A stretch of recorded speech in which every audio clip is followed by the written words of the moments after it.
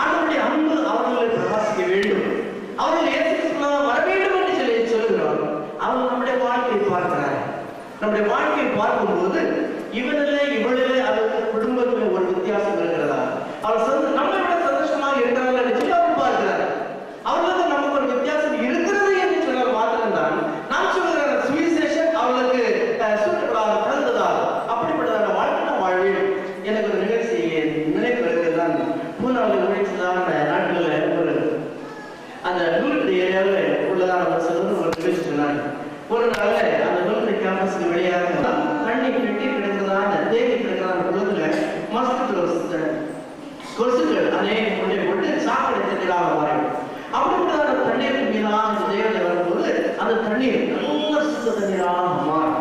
இது அந்த இப்படி அந்த கிரேக்கு மக்கள் கருதுகிறாங்க. இதை ஏன் சொல்லுகிறேன்னு நினைச்சுனாங்க, ஒவ்வொரு கிறிஸ்தவன் கிறிஸ்தவன் என்று சொல்லுகிறான ஒரு நபர் ஆனாலும் சொன்னாலும் ஆசீர்வதிக்கப்படும் என்று சொல்லி ஒரு சொல்லுங்க மூலமா அவருடைய சந்ததிகள் நாம் சொல்லுகிறோம். விசுவாசிகளுடைய தகவலாக அவருடைய சந்ததிகள் நாம் சொல்லுகிறோம். அந்த இருக்க மாட்டாங்க. நம்முடைய வெளிச்சத்தை குறித்து நம்ம தெரியும். வெளிச்சம் அந்த இயேசுநாதர் மற்ற எந்த மதியானத்தை சொல்லுகிறார், அந்த வெளிச்சத்தை விளக்கை குறித்து யாரும் மறக்காமலே மூடி வைக்க மாட்டாங்க. உண்மையில வெளிச்சம் உள்ள இருக்கும் என்று சொன்னார். அது பிரகாசம். வெளிச்சம் இல்லை என்று சொன்னார். நான் கிறிஸ்தவன் என்று சொல்லி பேர் வைத்து கொண்டு போனாலே கிறிஸ்தவன் ஆக முடியாது. உண்மையில கிறிஸ்து உள்ள இருக்கிறார் என்று சொன்னால் அந்த ஒளி இருக்கிற இடங்களில் செல்கிற இடங்களிலே பிரகாசிக்கத்தான் செய்யும்.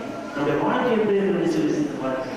தனிப்பட்ட வாழ்க்கை, குடும்ப வாழ்க்கை, திருச்சபை வாழ்க்கை, இவற்றின் மூலமாக அந்த ஆண்டு சொன்னார், லைட் அந்த வாழ்க்கை இந்த உலகத்தின் ஒளியாக இருக்கிறது சொல்லி நம்முடைய வாழ்க்கை மூலமாக அன்றாட வாழ்க்கை மூலமாக அந்த ஒளி இந்த உலகத்தில் பிரகாசிக்க வேண்டும். இந்த உலகத்தின் அந்தகாரம் நீக்க வேண்டும். அவருடைய அருகே ஏதேனுடைய ஆண்டவர் ஆரம்பை ஏவனை முடித்து விட்டு ஒரு கனவை கொடுத்தார்.